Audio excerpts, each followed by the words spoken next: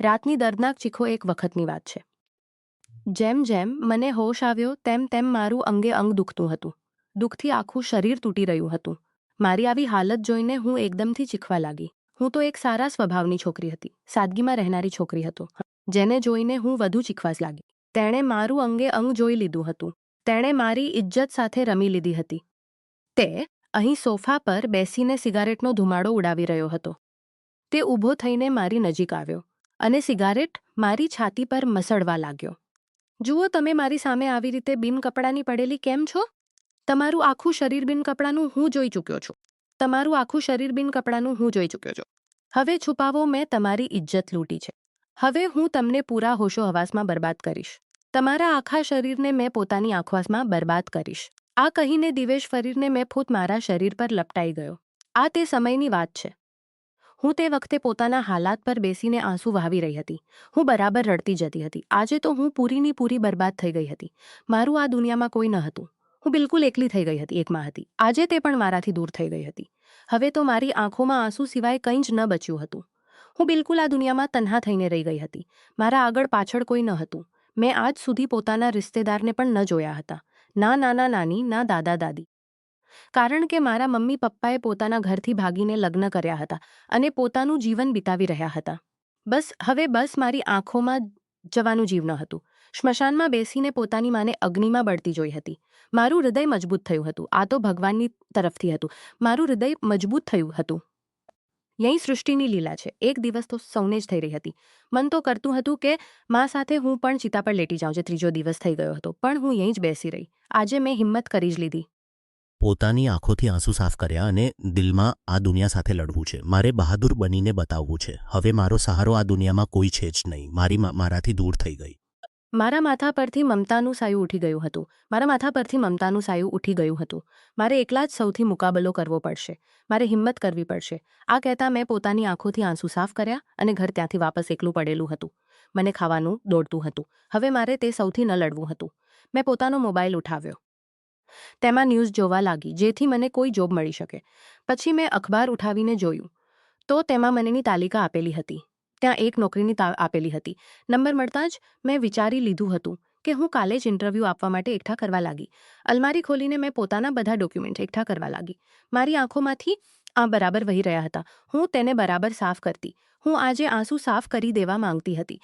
કારણ કે બીજી વાર મારે રડવું ન હતું. મારી આંસુ નીકળવા ન જોઈએ, કારણ કે હું કમજોર બનવા ન માંગતી હતી. એક ગહન શ્વાસ લઈને મેં પોતાની આંખોના આંસુ સાફ કર્યા અને અગલા દિવસે નોકરીની શોધમાં ઘરથી નીકળી ગઈ હતી. મારી અંગ્રેજી ખૂબ સારી હતી. હું એક પૂજા પાઠ કરનારી ધાર્મિક છોકરી હતી. હું ખૂબ સંસ્કારી હતી. પોતાના કપડાનું ખૂબ ધ્યાન રાખતી હતી.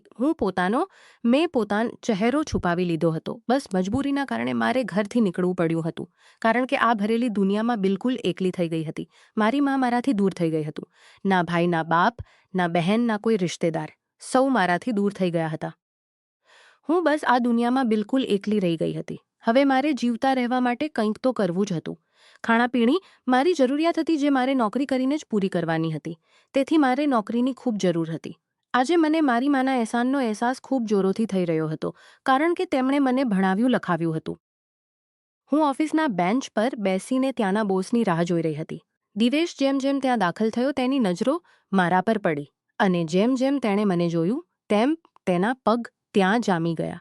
તે પોતાનો ચશ્મો ઉતારીને ખૂબ ગૌરથી મને જોઈ રહ્યો હતો. માથાથી પગ સુધી અજીબ નજરોથી મને ઘૂરી રહ્યો હતો અને તેને પડદાવાળી છોકરીઓ તેની આસપાસ ક્યાંય દૂર દૂર સુધી ન ભટકતી હતી. પણ દિવેશનું હૃદય જે છોકરીને જોઈને અજીબ માટે તેની ઓફિસમાં આવી હતી. પણ મારી ખૂબસૂરત આંખોને જોઈને તેનું હૃદય એકદમથી રૂકી ગયું હતું. પછી તે મુસ્કુરાતા મારી પાસે કહેવા લાગ્યો, મિસ, તમે અહીં કયા કામે આવ્યા છો? મિસ, ક્યાં આવ્યા છો? તેણે મારી પાસે ખૂબ ગંભીરતાથી પૂછ્યું હતું ને નોકરી માટે. તેથી હું બોલી હતી. તેથી હું અહીં ઇન્ટરવ્યૂ આપવા આવી છું. હું તેને આ રીતે નરમાઈથી બોલી હતી. તે તો મારી વાતો સાંભળીને હસી પડ્યો હતો. હસતા કહેવા લાગ્યો, શાયદ તમે ખૂબ મોડેથી આ ખબર લીધી છે અને આ તો 2-3 દિવસ પહેલાંની વાત છે. હવે મને અંદાજો થયો હતો. મેં કોઈ ખોટું અખબાર જોઈ લીધું હતું. જ્યારે હું અહીંથી ઊભી થઈને જવાની હતી કે તમારા માટે મારી પાસે એક નોકરી છે. શું તમે તેના માટે ઇન્ટરવ્યૂ આપી શકો છો? મેં હામાં માથું હલાવ્યું તો તેણે કહ્યું, મારા કેબિનમાં આવો. આ કહીને તે ચાલ્યો ગયો. હું પણ તેની પાછળ ઓફિસની અંદર દાખલ થઈ ગઈ. દિવેશ વારંવાર મને જોઈ રહ્યો હતો. મારી આંખોને ખૂબ ગૌરથી જોઈ રહ્યો હતો. મારી ખૂબસૂરત હુસ્ન આંખો કોઈને પણ કાતિલ કરી શકતી હતી અને હું હંમેશા પોતાની આંખો ઝુકાવીને રાખતી હતી.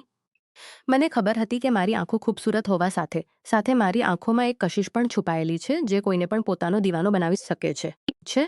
હવે દિવેશ મારું ઇન્ટરવ્યૂ લેવા લાગ્યો. ચાલો ઠીક છે, તમે કાલી પાસે કહેવા લાગ્યો. ચને તો તેની વાત પર ખૂબ હેરાની થઈ રહી હતી. કારણ કે મેં સાંભળી રાખ્યું હતું કે આટલી મોટી કંપનીમાં નોકરી મળવી સરળ નથી. પણ અહીં તો મને આટલી સરળતાથી સિલેક્ટ પણ કરી લીધી હતી. હું મુસ્કુરાતા દિવેશને કહેવા લાગી, ખૂબ ધન્યવાદ આપનો જે આપે મને આ નોકરી માટે પસંદ કર્યો. અગલા દિવસે હું ઓફિસ આવી હતી. જે મને કેબિન આપેલું હતું ત્યાં જઈને સીધું કેબિનમાં બેસી ગઈ. લેપટોપ ખોલ્યો, ત્યાં કામ કરવા લાગી. જેમ જેમ વખત વીતતો ગયો, સૌ ઓફિસ પર હેરાની થઈ રહી હતી. મને ઓફિસવાળા અહીંથી ચાલ્યા ગયા હતું કે સાંજે 7 વાગ્યે સુધી છુટ્ટી થાય છે. પણ અહીં તો બધા લોકો આટલી જલ્દી ચાલ્યા ગયા હતા. પણ શા માટે આટલી જલ્દી જઈ રહ્યા હતા? સાંજે 7 વાગ્યે બિલકુલ ખાલી થઈ ગઈ હતી. દિવેશ ચાલતો મારી પાસે આવ્યો. કહેવા લાગ્યો, મિસ સંજના, શું તમને ઘરે નથી જવું? તમે હજુ સુધી અહીં શા માટે બેઠા છો? તમે હજુ સુધી અહીં શા માટે બેઠી હતી? શું આપે તો કહ્યું હતું કે સાંજે 7 વાગ્યે છુટ્ટી થાય છે? ત્યારે તે માફી કરતા દિવેશ કહેવા લાગ્યો, વાહ, શાયદ મારી ભૂલ થઈ ગઈ હતી. સાંજે 7 વાગ્યે નહીં, 8 વાગ્યે ઓફ થાય છે. કોઈ વાત નહીં, અમે સાથે ખાણું ખાઈ શકીએ છીએ. તેણે જેમ જેમ મને ખાણાની ઓફર કરી તેમ તેમ હું ગભરાતા એકથી માથું હલાવવા લાગી. મેં નોંધ્યું છે, આપે બપોરનું ખાણું પણ વાપસ મોકલી દીધું હતું. એકદમથી મેં કહ્યું, મારે નથી ખાવું. કોઈ વાત નહીં, તમારી મરજી. કોઈ વાત નહીં, તમારી મરજી. અને હું જલ્દીથી પોતાનો બેગ ઉઠાવીને બહાર ચાલી ગઈ. મને દિવેશની હરકતો કંઈક અજીબ લાગી રહી હતી અને ક્યાં સુધી તમે મારાથી બચશો? એકના એક દિવસ તો હું તમને પોતાના જાળમાં ફસાવી જ લઈશ. તમે મને પસંદ આવી છો અને હું આટલી જલ્દી હાર માનનારાઓમાંથી નથી. હું તમને હાંસલ કરીને જ રહીશ. તે પોતાની સાથે વાતોમાં લાગેલો હતો. તેના હોઠ પર એક શૈતાની મુસ્કુરાહટ છવાઈ ગઈ હતી. તેને પોતાને જ ખબર ન હતી કે તે મારી સાથે શું કરવાનો છે, પણ તેને હું પસંદ આવી હતી. જો દિવેશ શર્માને કોઈ છોકરી પસંદ આવી લેશે, જે રીતે પણ હાંસલ કરવી પડે. હવે હું રોજ ઓફિસ જવા લાગી. હવે દિવેશને અંદાજો થઈ ગયો હતો કે હું ખૂબ સખત મિજાજની છોકરી છું. કામ સિવાય કોઈ પ્રકારની વાતોને પસંદ નથી કરતી અને આ વાતને લઈને બધા ઓફિસવાળા હેરાન હતા. કારણ કે દિવેશે પોતાની ઓફિસમાં કોઈ છોકરીને પણ સૂટ સલવાર પહેરવાની પરમિશન ન આપી હતી. તો પછી તે કેવી રીતે સૂટ સલવાર અને પડદામાં રહેનારી છોકરીને અહીં નોકરી માટે રાખી શકે? આ સવાલ અહીંના વર્કરના મનમાં ચાલી રહ્યો હતો. મારી સાથે દિવેશનો વ્યવહાર પણ બિલકુલ નરમ હતો. પણ તેની નિગાહોમાં એક અજીબ સી બેની હતી જે દિવસે દિવસે વધતી જતી હતી. તે મારી નજીક આવતો ચૂપ ઊભો રહેતો હતો. ક્યારેક ફાઇલ હાથમાંથી લેતા આંગળીઓ છુવાઈ જતી તો હું નર્વસ થઈ જતી, પણ તેને કંઈ કહેતી નહીં. ના તે બદતમીજી કરતો હતો. તે એક અંતર રાખીને રહેતો હતો. બસ તે કંઈક આવા ઢંગથી છૂતો કે હું કાપીને રહી જતી. પણ હું તેને કંઈ પણ ન કહી શકતી. દરરોજ મને એવું લાગતું કે મારા દિલમાં એક ડર પેદા થવા લાગ્યો છે. એક દિવસ દિવેશ મારી પાસે કહેવા લાગ્યો, સંજના, તમારે ઓફિસમાં છુટ્ટી પછી થોડી વાર માટે અહીં રોક કરવી છે. હું દિવેશના મોંથી આ વાત સાંભળીને થોડી પરેશાન થઈ ગઈ હતી. શું મતલબ સર, જો તમને કોઈ કામ છે તો આપ મને પરેશાન થઈ ગઈ હતી. હું કરી દઈશ. જુઓ, હું તમને હમણાં નથી કહી શકતો, તો આપ મને હમણાં જણાવી દો. હું કરી દઈશ. જુઓ, હું તમને હમણાં નથી કહી શકતો. તમારે વધુ પરેશાન થવાની જરૂર નથી. હું દિવેશની વાત સાંભળીને હામાં માથું હલાવવા લાગી અને કહેવા લાગી, ઠીક છે સર, જેમ તમે કહો. આ કહીને હું ચૂપ થઈ ગઈ હતી. વખત યું જ વીતતો ગયો અને સાંજ થઈ ગઈ હતી. હું હજુ યું જ બેસીને દિવેશના બોલાવાની રાહ જોઈ રહી હતી. કેબિનમાં બોલાવ્યો. જેમ જેમ હું તેના કેબિનની અંદર દાખલ થઈ હતી, તે મારી નજીક આવ્યો. મારી નજીક આવીને કેબિનનો દરવાજો બંધ કરવા લાગ્યો. તેના આ રીતે દરવાજો બંધ કરવા લાગ્યો. મારો રંગ બિલકુલ ઉડી ગયો હતો. હું ગભરાતા તેને કહેવા લાગી, સર, આપ આ શું કરી રહ્યા છો? પણ દિવેશે મને કંઈ ન કહ્યું. બસ તે મારી નજીક આવ્યો અને મારા દુપણછવાની કોશિશ કરી રહ્યો હતો. હું એક ઝટકાથી તેનાથી પાછી થવા લાગી. મારી આંખોમાં આંસુ ચાલ્યા અને દિલનું તોફાન જોરોથી ધડકવા લાગ્યું હતું. મેં બિના કંઈ વિચારે સમજે દિવેશના મોં પર તમાચો મારી દીધો હતો. દૂર થાઓ, આપ શું કરી રહ્યા છો મારી સાથે? મારે આ નોકરી નથી જોઈતી. હું અહીં કામ કરવા નથી માંગતી. આપ જેવા ઘટિયા માણસ સાથે હું ક્યારેય કામ ન કરી શકું. આ કહીને હું ત્યાંથી જવાની હતી. ત્યારે ઝટકાથી દિવેશે મારા બાજુને જકડી લીધો અને કહ્યું, ક્યાં જાઓ છો મને છોડીને? હું તમને અહેસાસ કરાવવા માંગુ છું કે હું તમને પસંદ કરું છું અને હું તમારી સાથે મોહબ્બત કરવા લાગ્યો છું. તે કંઈક મોહબ્બત ભરેલા અંદાજમાં બોલી રહ્યો હતો. આપની સાથે નફરત કરું છું. પણ હું ત્યારે જ ચીખીને કહ્યું, હું આપની સાથે પણ નથી માંગતી. હું બીજી વાર આપની પાસે આવવા પણ નથી માંગતી. હું આપ મોં પર આપ જેવા ઘટિયા માણસ સાથે હું એક પળ પણ રહી શકતી નથી. મારે આવી વયવી છોકરી ન સમજશો જે પોતાની ઇજ્જત વેચીને પોતાનું કામ કરે છે. હું ગુસ્સાથી ચિલ્લાતા બોલી હતી. આ કહેતા સાથે મારી આંખોમાંથી બરાબર આંસુ વહી રહ્યા હતા. આટલું કહીને હું બહારની તરફ ચાલી ગઈ હતી. મેં આંખોમાંથી આંસુ રોકાવાનું નામ જ ન લેતા હતા. સડક પર તેજ કદમ ઉઠાવતી ચાલતી જતી હતી. પોતાની આંખોમાંથી વહેતા આંસુને કંટ્રોલ કરવા લાગી. મને લાગતું હતું કે શાયદ મારો આ વહેમ છે, પણ દિવેશે આજે પૂરો પ્રૂફ આપી દીધો હતો કે તે એક નંબરનો ઘટિયા માણસ છે. જેમ હું તેના વિશે વિચારતી હતી, પણ આજે તેણે મને યકીન કરાવી દીધું હતું. તે આવો જ ઘટિયા માણસ છે. પછી હું પોતાના ઘરે પહોંચીને ફૂટ ફૂટ કરીને રડવા લાગી. પોતાના હાથોના પ્યાલામાં પોતાનો ચહેરો છૂટ કરીને રડવા લાગી. રડતા રડતા ચીખીને કહેવા લાગી, કેમ મને આ દુનિયામાં બિલકુલ એકલી છોડીને ચાલી ગઈ છો? મારા આ દુનિયામાં બિલકુલ એકલી છોડીને ચાલી ગઈ છો? મારા આ દુનિયામાં કોણ છે તમારા સિવાય? કોઈ પણ તો ન હતું. પછી તમને મારો રત્તીભર પણ અહેસાસ ન હતો. હું કેવી રીતે આ બેરહમ દુનિયા સાથે જીશ? હું કેવી રીતે આ દરિંદાઓ સાથે લડીશ? હું પોતાને કેવી રીતે મજબૂત કરીને બતાવીશ? મારા આ દુનિયામાં તો કોઈ નથી જે મને હિંમત આપી શકે. આ કહેતા હું ખૂબ રડી રહી હતી. મને સંભાળનાર પણ તો કોઈ ન હતો. જ્યારે હું ખૂબ નાની હતી, મારા બચપણમાં જ મારા પપ્પાની મૃત્યુ થઈ ગયું હતું. ના જ મેં દાદા દાદીને જોયા, ના જ નાના નાનીને. કોઈ હતો જ નહીં. હું પોતાના મા બાપની એકલવતી જ ઔલાદ હતી. મારા પપ્પાના મૃત્યુ પછી મેં પોતાની મા સાથે ખૂબ મુશ્કેલ સમય જોયો હતો, પણ ભગવાન સિવાય તેણે કોઈને પણ ન બોલાવ્યા હતા. હું જલ્દીથી પોતાના આંસુ સાફતાને જ પોતાને કહેવા લાગી, હું બહાદુર છું, મારે કમજોર ન બનવું. દરિંદાઓની સામે મારે હિંમત કરીને બતાવવી પડશે. મારે આ સૌથી લડવું પડશે. હું કેમ કમજોર પડું તેમની સામે યહીં પોતાને સમજાવતા મેં એક ગહન શ્વાસ લીધો. મેં હવે નિર્ણય કરી લીધો હતો કે મારે હિંમત કરવી છે. અગલા દિવસે ફરીથી સવારે પોતાની ફાઇલ ઉઠાવીને ઇન્ટરવ્યૂ આપવા માટે જઈ રહી હતી. સારો દિવસ. જગ્યા પર ઇન્ટરવ્યૂ આપ્યા પછી મને કોઈ પણ નોકરી ન મળી અને હું સારી રીતે જાણતી હતી કે મને આટલી સરળતાથી કોઈ પણ નોકરી ન મળશે, કારણ કે અહીં નોકરી હવે સિફારિશવાળાઓને જ મળે છે. વાસ્તવમાં કોઈને પણ નોકરી ન મળે. કાફી સમય પછી સાંજ થઈ ગઈ હતી. હવે યું જ વખત વીતતો જતો હતો. સાંજથી રાત થઈ ગઈ. સડક પર યું જ પગ પણ ન મળતી હતી. પગે ચાલતા ચાલતા અચાનક મને લાગ્યું કોઈ ગાડી મારી આસપાસ રૂકી છે. મારી પાસે એક ગાડી આવીને રૂકી. દરવાજો ખોલ્યો. હું એકદમથી પોતાનો દુપટ્ટો ઠીક કરી લીધો. મારી સામે એક માસ્ક પહેરેલો છોકરો મારી તરફ જાણે કોણ હતો, પણ તેના પછી કોઈએ મારા ચહેરા પર રૂમાલ રાખ્યો, જેનાથી હું બેહોશ થઈ ગઈ. મને કોઈ હોશ ન હતો. હું ન જાણતી હતી કે મને ક્યાં લઈ જવામાં આવ્યો. રૂમમાં બિલકુલ અંધારું હતું. ફક્ત એક મધ્યમ સીટ લાઇટ બળી રહી હતી. મારું શરીર એકદમથી સૂનું પડી ગયું હતું. મારી આંખો જેમ જેમ ખુલી, દુઃખની ટીસો લાગવા લાગી. મારા પૂરા શરીરમાં એવું લાગતું હતું જાણે કોઈએ મને માર કરીને ના જાણે શું કરી દીધું હોય. મારાથી થોડું સા હિલવું પણ મુશ્કેલ થઈ રહ્યું હતું. અચાનકથી મને અહેસાસ થયો કે મારી સાથે શું થઈ ગયું, અને જેમ જેમ મને અહેસાસ થયો કે મારી સાથે શું આ લાગી. કોણ છે? કોણે મારી સાથે આ બધું કર્યું? જે કંઈ પણ તમે મારી સાથે કર્યું, ભગવાન તમને નહીં છોડે. તેની તમને સખતથી સજા જરૂર મળશે. હું ચિલ્લાતા સૌ કહી રહી હતી. ચીખ કરીને પૂરો રૂમ પોતાના માથા પર ઉઠાવી લીધો હતો. જ્યારે રૂમનો દરવાજો ખુલ્યો, રૂમમાં ભારે જૂતાની આવાજ ગુંજવા લાગી. પૂરા રૂમમાં જોરથી હસવાની આવાજ ગુંજવા લાગી. તે આવાજને હું કેવી રીતે ભૂલી શકું? કેટલા દિવસોથી મેં આ બરાબર આવાજ સાંભળ્યો હતો. જ્યારે પૂરો રૂમ લાઇટોથી ઉજાળો થયો, હું હેરાનીથી સામે ઊભેલા તે માણસને જોવા લાગી. હું એક મારા હાથ પગ તો બંધાયેલા હતા. હું પોતાના હાથ પગને હલાવવાની કોશિશ કરી રહી હતી, પોતાને છૂટવા રહી હતી. છોડો મને. કોણ છો તમે? જલીલ ઘટિયા માણસ, મને અહીં કેમ લાવ્યા છો? હું બરાબર ચીખી રહી હતી, ચિલ્લાતી હતી. પણ તે માણસ મુસ્કુરાતા મારી નજીક આવ્યો અને મારી પાસે કહેવા લાગ્યો, શું થયું? ખતમ થઈ ગઈ તમારી સારી અકડ. તમારો ઘમંડ અને રડરડ કરીને તમારું જીવ નથી ભર્યું. આટલો ઘમંડ હતો તમને પોતાના હુસ્ન પર અને પોતાની ઇજ્જત પર. હવે તો તે પણ બરબાદ થઈ ગયો. હવે બધું એક માટીમાં મળીને રહી ગયું છે. અને મારા ચહેરાને પોતાના હાથોથી છૂતા બોલ્યો. પણ હું એકદમથી પોતાનો મોં છોડાવી લીધો. ખબરદાર, જો તમે મને છૂવાની કોશિશ કરી તો ઘટિયા માણસ ક્યાંના, તમે મારી સાથે શું કર્યું? હું દિવેશને જોઈને ચિલ્લાવા લાગી. તે મુસ્કુરાતા કહેવા લાગ્યો, શું થયું મારી જાન? આટલું વધુ ચીખી રહી છો હજુ? તો મેં તમારી સાથે કંઈ કર્યું જ નથી. હજુ તો મારે તમને ખૂબ બધું મોહબ્બત આપવાની છે. તમારા પર હજુ સારી મોહબ્બત આપવાની છે. તમારા પર હજુ સારી મોહબ્બતો લૂંટવાની છે. હું ચિલ્લાઈને કહ્યું, છોડો મને. વિચારી રહ્યો છું કે એક વારમાં તમારી ઇજ્જત બેહોશીની હાલતમાં લૂંટી છે. હવે તમારા પૂરા હોશ હવાસમાં તે બધું કરીશ અને તમને મજા ચખાડીશ.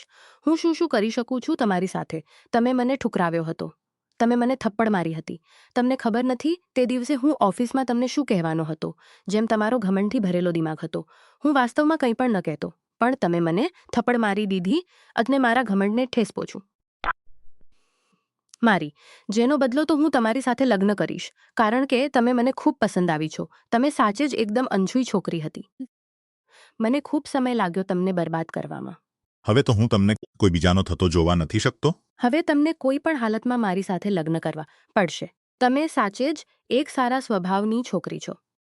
મારા ચહેરાને પોતાના હાથોથી છૂતા બોલ્યો. અગલા ચહેરાને પોતાના હાથોથી સહેલાવા લાગ્યો. મારી ગરદનને જોવા લાગ્યો, જ્યાં પર ખૂબ ગહન નિશાન બન્યું હતું. ખૂબ જાલિમ થવું. હવે તમને હોશમાં રહેતા બતાવીશ કે જાલિમને કેવું કહે છે અને તે તમે બરદાસ્ત ન કરી શકશો. આ કહીને મારી ગરદનને ધીરે ધીરે ચૂમવા લાગ્યો. તેના હાથ મારા શરીર પર રેંગી રહ્યા હતા. તેની આવી હરકત પર મારા તનબદનમાં આગ લાગી રહી હતી. હું પોતાને છૂટવાની કોશિશ કરી રહી હતી. તેના હાથોને ઝટકવાની કોશિશ કરી રહી હતી. તેનો હાથ એવો લાગતો હતો જાણે મને કોઈએ ખોલતી આગમાં ફેંકી દીધી હોય. છોડો મને. હાથ ન લગાડો મને. પ્લીઝ ઘટિયા માણસ. તમે એક અજાણ્યા છો. તમે મને કેમ છૂવી રહ્યા છો? આ વખતે મારી આંખોમાંથી મોટા મોટા આંસુ વહેવા લાગ્યા. જો હું આટલો જ ઘટિયા આદમી હતો તો તમે મારી ઓફિસમાં નોકરી કરવા કેમ આવ્યા હતા? આટલી માસૂમ બનવાની શું જરૂર હતી? તમારા જેવી માસૂમ વિશે સારી રીતે જાણું છું. આ કહેતા તેણે બળતી સિગારેટ મારા હોઠ પર લગાડી દીધી. હવે શું ખ્યાલ છે મારા વિશે? તેણે મારા હોઠને બાળીને ફરીથી ત્યાં ચૂમવા લાગ્યો. કેવું લાગશે જ્યારે આવા આદમીનો પ્યાર તમારા શરીર પર પડશે, તમારા હોશમાં રહેતા? છોડો મને. હું કોઈ કિંમતે પણ હાર માનનારીમાંથી નથી. હું બરાબર ચિલ્લાતા પોતાને બચાવવાની કોશિશ કરી રહી હતી, પણ તે મારા એકદમ ઉપર ઝૂકી ગયો. હું ચિલ્લાવા લાગી. વાસ્તવમાં જ રેંગતી આંગળીઓથી મારી ગરદન પર રાખતા મારી છાતી સુધી લઈ આવ્યો હતો. મત કરો, ભગવાનના માટે આ જુર્મ મત કરો. હતા ગાનના માટે આ જુર્મ મત કરો. હું મરી જઈશ. હું ચીખી રહી હતી. ચિલ્લાતી હતી. ચલ. પણ મારી ચીખ, મારું ચિલ્લાવું એવું લાગતું હતું કે બધું બેકાર ચાલી જશે, કારણ કે તે માણસ દરિંદો બની ગયો હતો, જેને મારા પર જરાસી પણ તરડતી હતી, જાણે તે મારી જાનને આવતી હતી. જોર જોરથી ચિલ્લાતી હતી, રડદેશે. આખરે હું બેહોશીની હાલતમાં ચાલી ગઈ. દિવેશે મુસ્કુરાતા મારી તરફ જોયું. મારી જાન, ખૂબ અફસોસ થયો. આટલી ખરાબ હાલત મેં કરી દીધી તમારી. પણ શું છે ને, તમે આરામથી મારી જિંદગીમાં સામેલ થઈ જાત તો શું જ થતું? તો પોતાની જિંદગીમાં સામેલ કરવા માટે મારે કોઈની મદદ પણ ન લેવી પડતી. ના તમારા મા બાપ છે, ના તમારા પિતા છે. એક એકલી છોકરી થતાં પણ આટલો તમારા અંદર ગુરૂર પડી રહ્યો છે. તમે મને થપ્પડ લગાડી દીધી. આટલી અવકાત હતી તમારા અંદર. આ કહીને એકવાર ફરીથી મારા વાળને સહેલાવા લાગ્યો. હસીન તો તમે ખૂબ છો, ખૂબસૂરત છો. ખબર છે, ઓફિસમાં તમને જોવા માટે, તમારી એક ઝલક જોવા માટે હું તો પાગલ થઈ જતો હતો. પણ તમે પોતાના આ ચહેરાને પોતાની જવાનીથી મને મળવા ન દીધો હતો અને મને આટલું બુરું લાગ્યું હતું. તમારા આ હુસ્નને હું હંમેશા પોતાની સામે જોવા માંગુ છું. આ કહીને જ મારા ચહેરાને છૂતો. રાતના ના જાણે કયો પહોર હતો જ્યારે મને હોશ આવ્યો. તે મારી પાસે જ બેઠો હતો. જા કરશો મારી જાન? કબ હા કરશો મારી જાન? કબ સુધી યું જ બગર લગ્નના તમને છૂતો રહીશ? દિલ કરે છે કે હું કાલે સવારે જ તમારી સાથે લગ્નની વાત છે. હું તમારા જેવા માણસ પર થૂકતી પણ નથી. ચાલો પછી કોઈ વાત નહીં મારી જાન. પછી દરરોજ રાતે યું જ હું તમારી સાથે સંબંધ બનાવતો રહીશ. પછી કેવું લાગશે? તે મુસ્કુરાતા બોલવા લાગ્યો અને તેની વાતો સાંભળીને બજારમાં તમાચો માર્યો હોય. હું ના માં માથું હલાવવા લાગી. તમે નર્કમાં જશો. તમને ખૂબ મોટો પાપ લાગશે. તમે આવું ન કરી શકો. તમે એક ખૂબ મોટા પાપી માણસ છો. મારી જાન, મને તો કોઈ પછતાવો નથી. અને જે રીતે નીડર થઈને કહી રહ્યો હતો તેનાથી મને વધુ તકલીફ થવા લાગી. ચાલો ઠીક છે, હવે હું સાચું કહું. કાલે તમારે મારી સાથે લગ્ન કરવું પડશે. શું હું પોતાનું કામ શરૂ કરું? તે મારી પાસે આવતો હતો. હું પોતાના હાથોને ખોલવાની કોશિશ કરવા લાગી, જેથી પોતાને તેનાથી બચાવી શકું. ના, મારી જાના સ્ટાઇલમાં બંધાયેલા જ નથી. હવે બતાવો, મારી સાથે લગ્ન કરવા માટે તૈયાર છો? તેનો શબ્દ હજુ પણ કરવા માટે તૈયાર છો? તેનો શબ્દ ત્યાંનો ત્યાં હતો. ખૂબ બુરા અંદાજમાં પૂછવા લાગ્યો. આ વખતે તેણે મને આટલી બેબસ કરી દીધી હતી કે હું લગ્ન માટે કરવા માટે થઈ ગઈ હતી. ઠીક છે, હું તમારી સાથે લગ્ન છોડી દેશો. હું રડતા બોલી. તે હસવા લાગ્યો. હું ભલા લગ્ન કરીને તમને કેમ છોડીશ? અગલી સવારે દિવેશ પંડિતજીને બોલાવી લાવ્યો. હું ચૂપ બેસી હતી. જાણે જીવતી તો છું પણ એક લાશના બરાબર છું. હું ખૂબ મજબૂર થઈ ગઈ હતી. મારું શરીર મને પોતાને બોજ લાગવા લાગ્યું હતું. સાથે મારી પાસે કોઈ ઓપ્શન ન છોડ્યું હતું. તેણે મારી પાસે કોઈ 3 નોકરાણીઓ હતી. લગ્નની રસમો શરૂ થઈ. હું તે લગ્નમાં ફક્ત એક જીવતી લાશ બનીને સારી રસમ નિભાવી રહી હતી. દિવેશ તો મુસ્કુરાતો હતો. સૌના જવા પછી મુસ્કુરાતા કહેવા લાગ્યો, પગને મારી છો અને હવે મારી ધર્મપત્ની બની ગઈ છો. દરેક તરફથી મારી પત્ની છો. હું તમારા પર પૂરો નજીક રહીશ. મારા ગાલને છૂતા બોલ્યો, તમે મારી છો અને હું તમારો છું. આ કહીને મારી આંખોમાં જોવા લાગ્યો. અગલા જ પળે મારી આંખો પર પોતાના હોઠ રાખી દીધા હતા. આ કહીને મારી આંખોમાં જોવા લાગ્યો. મને પોતાના બાજુઓમાં ઉઠાવતા બિસ્તર પર લાવ્યો હતો. આવીને મને લીટાવ્યો. હું રાત થવાની રાહ નથી જોઈ શકતો. તમને ખબર છે મારા અંદર કેવી પ્રકારની આગ લાગેલી છે. હવે બુઝાવાથી પણ નથી માણસ છું. હું જલ્દી પોતાનો હક લેવા તૈયાર રહું છું. દૂર રહેવું પસંદ નથી કરતો. પોતાની મનપસંદ ઔરત સાથે તો બિલકુલ પણ નહીં. આ કહીને મારા ઉપર પોતાનું પૂરું વજન છોડી દીધું હતું. હું હવે હાર ગઈ હતી. હવે કંઈ ભગવાન પર છોડીને પોતાને તેને સોંપી દીધી.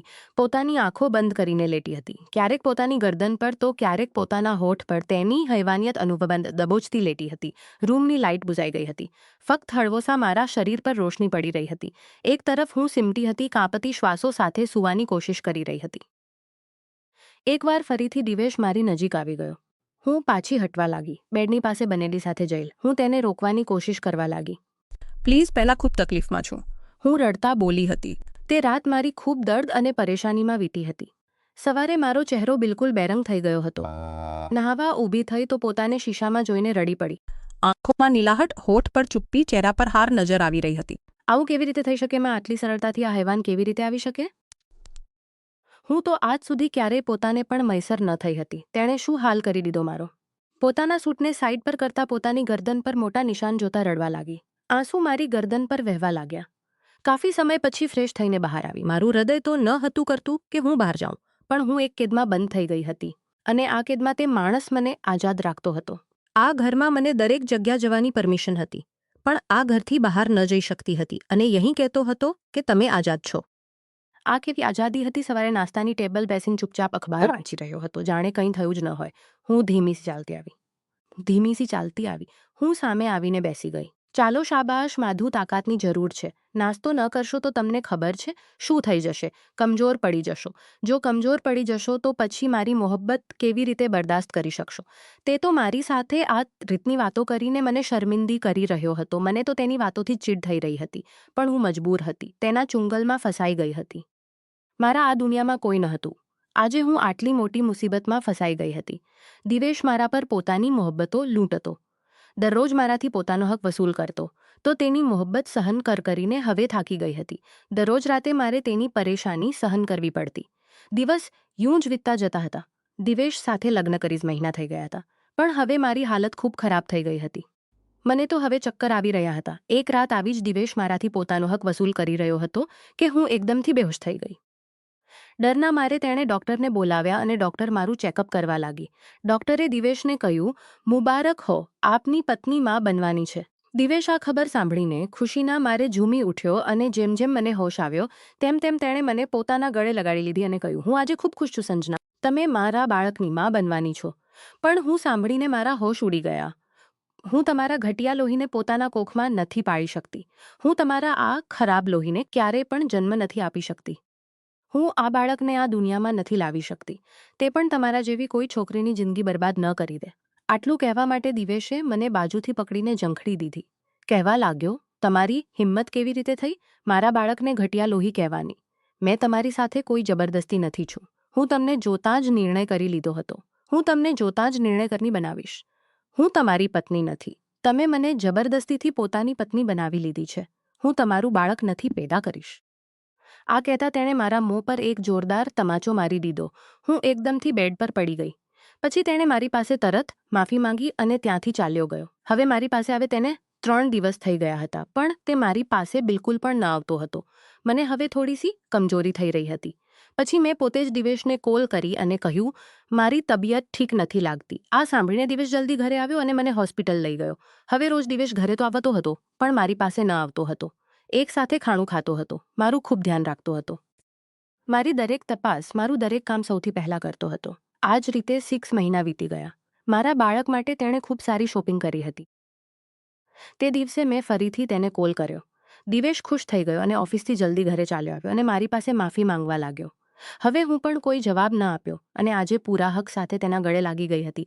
હું માનું છું કે દિવેશન સાથે ખૂબ ખોટું કર્યું હતું, પણ તે દિલનો ખૂબ સારો હતો.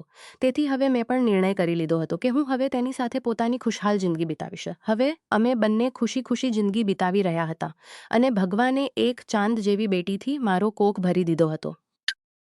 હું કંઈ પણ જુબાનથી નીકાળતી તો દિવેશ તરત પૂરું કરી દેતો હતો. તેણે પોતાના કરેલા કર્મની ખૂબ વાર મારી પાસે માફી માંગી હતી. હું પણ તેને માફ કરી દીધી હતી. મારી બેટી જન્મ્યાના 2 મહિના પછી મારી મરજીથી તે મારી નજીક આવ્યો હતો. હું પણ તેને પોતાનું બધું સોંપી દીધું હતું. આજે અમારી સાચે સુહાગરાત હતી. તેના પ્યારથી બેહાલ થઈને તેનો સાથ દઈ રહી હતી. તે ઘડી ઘડી મારી સ્નેહ પાસે પૂછતો હતો કે તમે ઠીક છો?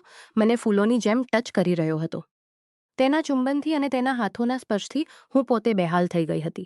આજે મને તેની સાથે આ બધું કરીને ખૂબ સુકૂન મળી રહ્યો હતો. આજે અમે એક શરીર બેજાન થઈ ગયા હતા.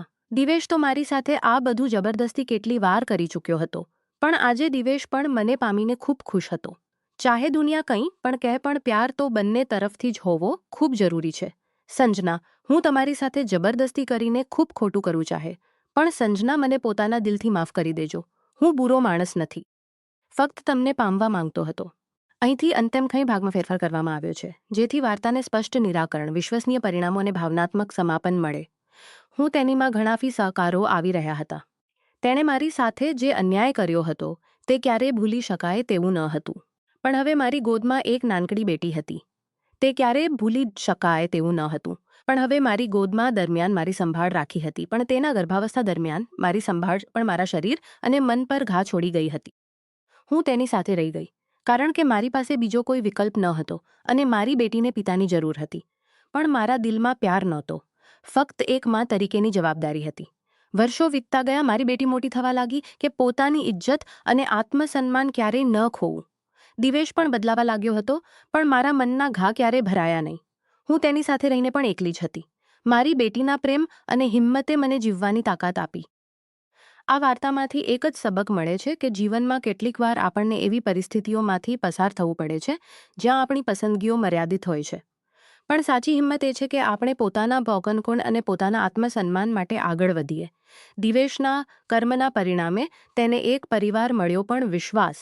સંજનાએ પોતાની બેટી માટે જીવવાનું પસંદ કર્યું અને તે જની મોટી જીત હતી, અને તે જ તેની સૌથી મોટી જીત હતી. જીવન ક્યારેય સરળ નથી હોતું. આપણને અંધકારમાંથી પણ પ્રકાશ તરફ લઈ જઈ શકે છે.